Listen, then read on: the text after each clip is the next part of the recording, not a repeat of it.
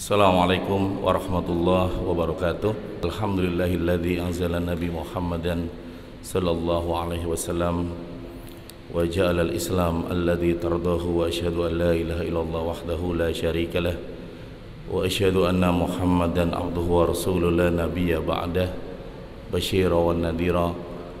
Allahumma salli wa sallim ala sayyidina wa maulana Muhammad. Allahumma salli wa sallim wa barik alaihi.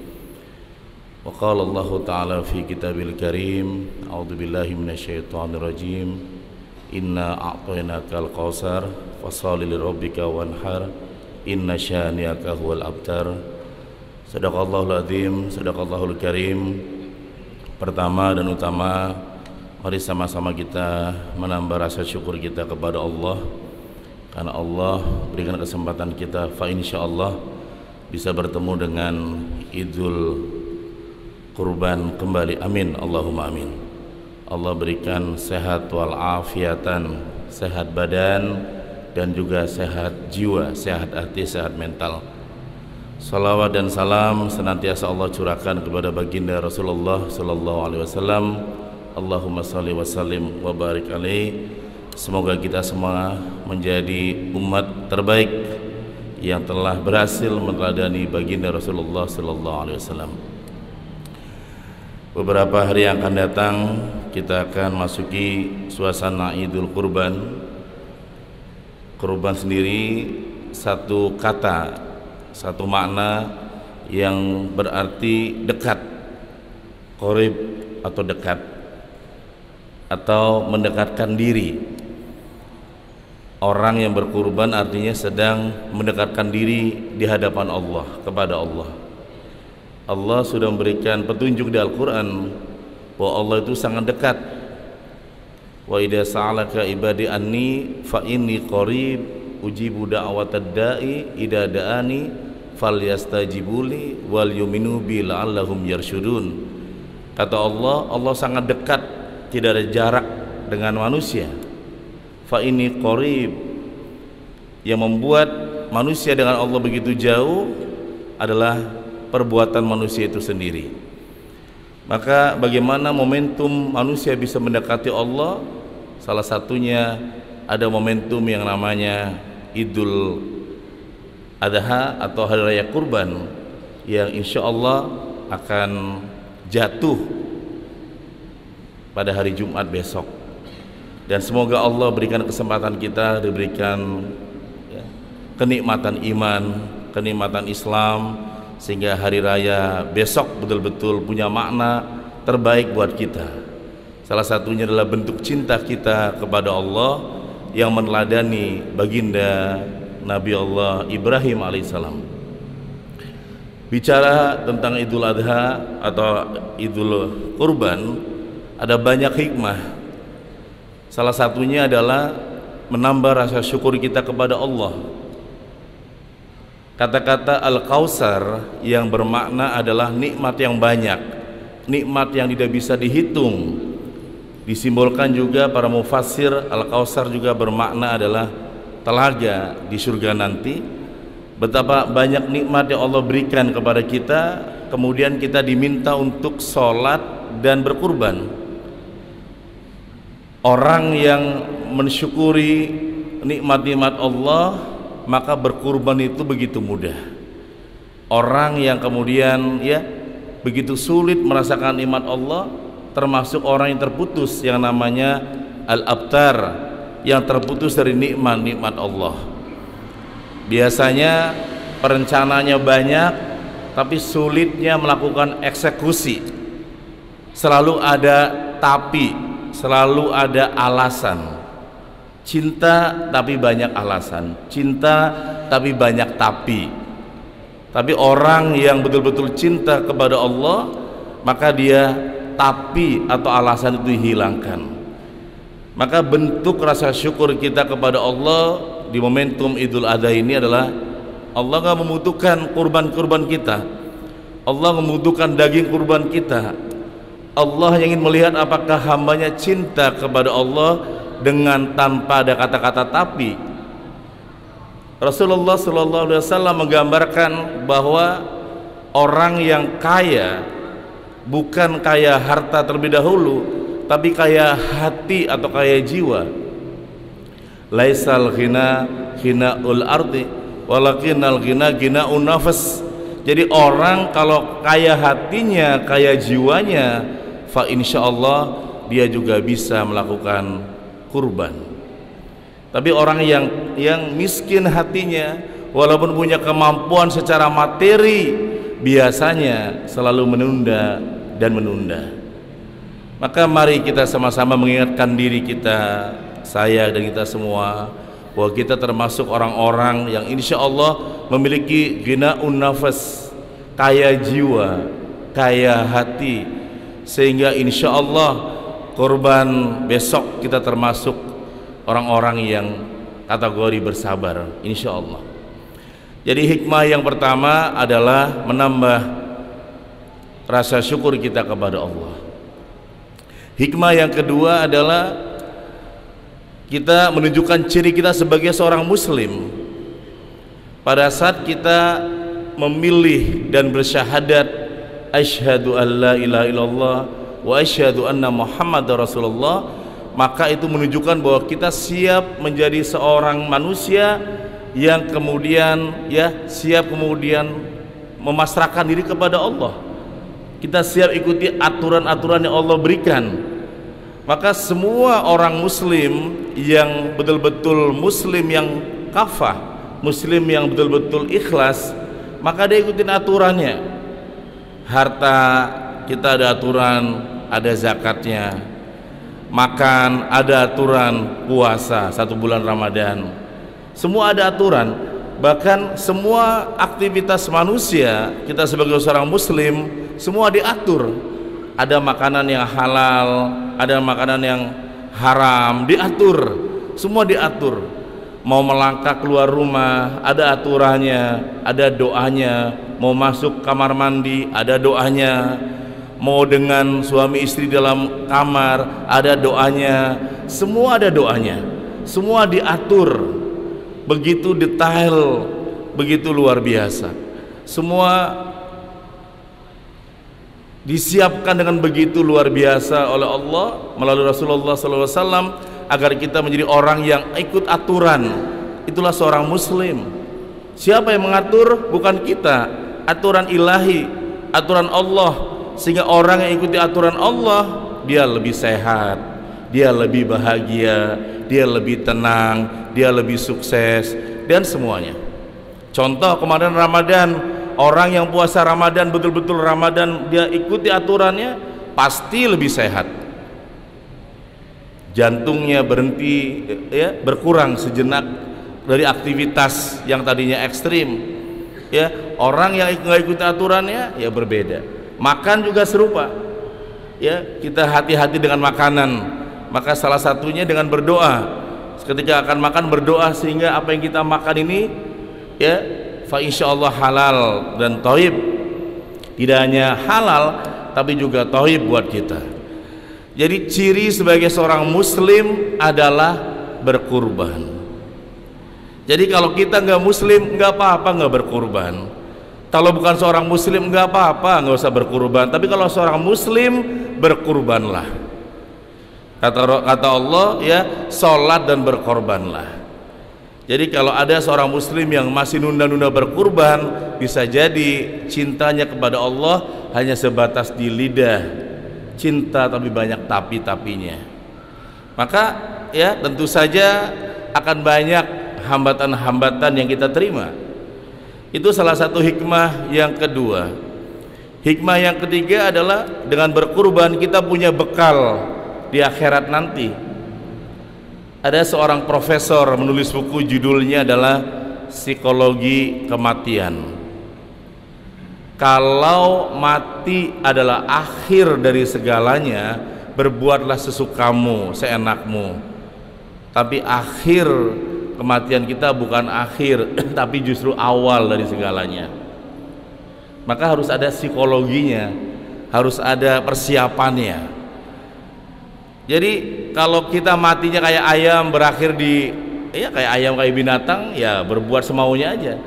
Tapi buat seorang muslim, mati itu adalah awal dari segalanya. Justru masih banyak proses panjang yang akan dilalui oleh seorang hamba yang wafat tersebut, bukan akhir semuanya, bukan. Karena kita percaya terhadap hari akhir, hari kebangkitan, kita percaya yaumul akhir, kita akan dibangkitkan kembali, dan salah satu bekal yang akan dibawa adalah kurban kita, dan kita pun meyakini itu. Oleh karena itu ya, kita menyiapkan diri dengan kurban yang terbaik insya Allah untuk diri kita masing-masing. Yang berikutnya adalah dengan berkurban, hikmah berikutnya adalah sebagai menyucikan jiwa, tasfiyatun nafas, tasfiyatul mal. Orang yang berkurban menenangkan hartanya. Kita punya benda, kita punya mobil begitu bagus, mobil baru, dipakai oleh saudara, dipakai oleh kita, kotor, semuanya berdebu, lumpur semua, enggak menarik sama sekali. Orang kalau punya harta tapi jarang disucikan, maka seperti tadi mobil mewah yang kotor, tidak menarik, membuat pikiran enggak tenang. Orang yang kemudian punya harta, dia tasfiyatun nafas, tasfiyatul mal, dia dengan kurban salah satunya yang besok ini, maka akan membuat dia sakinah, tenang, nyaman hidupnya, tenang hidupnya. Orang yang nyaman, tenang hidupnya, salah satu indikatornya adalah dia melakukan tazkiyatul mal dengan zakat, infak, sedekah, termasuk perintah kurban ini yang besok datang kepada kita. Dan yang terakhir adalah kita meneladani keteladanan dari Nabi Allah Ibrahim alaihissalam yang betul-betul total pasrah kepada Allah setotal-totalnya. Kalau kita lihat profil keluarga di dalam Islam itu ya minimal ada 4 model. Model yang pertama ada yaitu suaminya muslim, istrinya kafir. Namanya Nabi Lut alaihissalam. Suaminya muslim taat, istrinya malah kebalikannya. Profil yang kedua, istrinya muslim taat, suaminya kafir. Siapa? Fir'aun. Yang ketiga ada yang dua-duanya kafir, suami istri kafir, Abu Lahab dan istrinya. Tapi ada yang suami istri muslim, taat, pasrah, bahkan anaknya juga pasrah, yaitu Ibrahim, istrinya, dan Ismail. Maka kalau kita haji atau umroh itu ada kita lempar jumroh. Haji itu 3 kali, ada 3 istilah lempar jumroh. Itu 3 peristiwa ketika 3 manusia hebat ini digoda oleh iblis. Iblis menggoda Ibrahim, mana mungkin perintah Allah menyembelih anakmu yang kau tunggu selama hampir puluhan tahun, anakmu satu-satunya, nggak mungkin perintah Allah. Digoda oleh iblis, kemudian ambil batu dilempar oleh Nabi Ibrahim, lempar pertama. Iblis gak menyerah, datangilah anaknya Ismail alaihissalam, bilang kepada ayahmu, nggak mungkin ini perintah Allah, pasti ya nggak benar perintahnya menyembelih anak, nggak ada perintahnya. Ismail mengatakan, kalau itu perintah Allah ya kerjakanlah ayahku. Dilempar batu.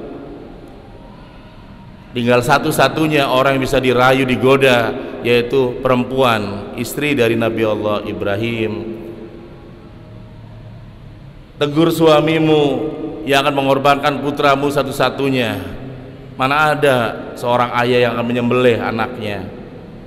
Dan istri mengatakan, kalau itu perintah Allah, aku relakan, aku ikhlaskan. Dilempar batu yang ketiga kalinya. Maka itu akhirnya kita melempar batu itu pada saat haji itu, sebagai simbol bahwa 3 orang mulia ini pernah melempar batu kepada iblis ketika digoda agar bergeser dari niat awal, agar kemudian ingkar kepada perintah Allah. Maka ketika akan disembelih, Nabi Ismail mengatakan, kerjakanlah ayahku, insya Allah ayah termasuk kelompok orang-orang yang sabar, tapi aku minta 4 permintaan. Pertama, tutup mata, ya, tutup mata biar nanti ayah yakin, tidak ragu melihat anaknya akan disembelih. Baik anakku. Yang kedua, ayah nggak boleh ada darah nanti di bajuku. Iya anakku. Yang ketiga, nggak boleh lama-lama ayah, langsung pakai pisau yang tajam, golok yang tajam. Iya ayah, iya anakku. Yang keempat, setelah kematianku nggak boleh ada anak kecil lewat daerah sini ayah. Iya anakku. Suruh tutup mata ayahnya, takut kegoda oleh iblis, nggak jadi memotong anaknya. Itu belajar bagaimana iblis mencoba berbagai cara agar manusia itu nggak mengikuti perintah Allah. Godaan begitu dahsyat, sampai menjelang akan memotong pun iblis masih menggoda terus bagaimana biar tidak sampai terjadi kejadian itu. Tapi keluarga yang muslim sempurna ini betul-betul taat kepada Allah. Pada saat akan disembelih, Allah ganti dengan domba, ganti dengan kambing, dan menjadi peristiwa yang kita kenal Idul Adha atau kurban. Maka hikmah yang kita ambil hari ini, kita bertafakur, kita merefleksikan diri, apakah cinta kita kepada Allah masih banyak tapi dan tapi, atau selama ini cinta kita total kepada Allah di atas segala-galanya. Semoga hikmah peristiwa Nabi Ibrahim dan keluarganya menjadikan kita menjadi manusia-manusia yang mampu memasrahkan segala urusan kita setotal-totalnya kepada Allah, bahwa apa yang Allah telah takdirkan, tetapkan adalah takdir yang terbaik.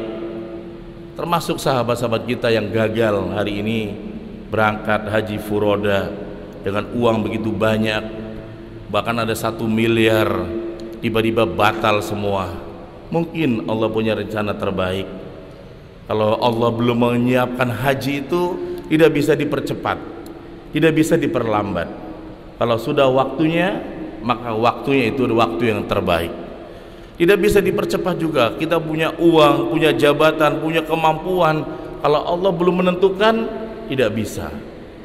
Berapa banyak artis-artis hari ini yang batal berangkat haji, yang bayar 1 miliar 500 juta, tidak berangkat, bahkan masih mengharap sampai hari Senin ini, masih mengharap sampai hari Selasa maksimal, dan kelihatannya harus merelakan, melepaskan mimpi berangkat hajinya. Allah sudah menakdirkan sendiri kapan seseorang akan berangkat haji. Kita niatkan dalam hati yang belum berangkat, Allah memberikan waktu terbaik, Allah siapkan waktu yang terbaik dengan cara-cara yang ajaib, insya Allah. Amin, Allahumma amin. Dan semoga kita termasuk hamba-hamba Allah yang ikhlas, mukhlasin, yang betul-betul menjalankan ibadah semuanya karena Allah Subhanahu wa ta'ala. Mari kita sama-sama berdoa kepada Allah, semoga Allah menjadikan kita menjadi hamba-hamba yang pandai bersyukur dan mampu meneladani keteladanan Nabi Ibrahim alaihissalam, Nabi Ismail alaihissalam. Amin, Allahumma amin. Sama-sama baca suratul Fatihah. A'udzubillahi minasyaitonirrajim. Bismillahirrahmanirrahim. Alhamdulillahirabbil alamin. Arrahmanirrahim. Maliki yaumiddin. Iyyaka na'budu wa iyyaka nasta'in. Ihdinas siratal mustaqim. Siratal ladzina an'amta 'alaihim ghairil maghdubi 'alaihim waladdallin. Allahumma shalli 'ala sayyidina Muhammad. Allahumma shalli wa sallim wa barik 'alaihi. Allahumma inna nas'alukal huda wat tuqa wal afiyata wal ghina. Allahumma inna na'udzubika min ilmi la yanfa'u wa min aini la tadma'u wa min qalbi la yaqsa'u. Allahumma asturna bisidrikal jamil. Allahumma asturna bisidrikal jamil. Allahumma asturna bisidrikal jamil. Allahumma arzuqna fahman nabiyyin wa khifdal mursalin wa ilhamal malaikatil muqarrabin birahmatika ya arhamar rahimin. Allahumma rabbana atina fid dunya hasanah wa fil akhirati hasanah wa qina adzabannar wa qina adzabannar wa qina adzabannar wa nakhtimul Fatihah. A'udzubillahi minasyaitonir rajim. iyyaka na'budu wa iyyaka nasta'in ihdinas siratal mustaqim siratal ladzina an'amta 'alaihim ghairil maghdubi 'alaihim waladdallin. Amin. Akhirul kalam, wassalamualaikum warahmatullahi wabarakatuh.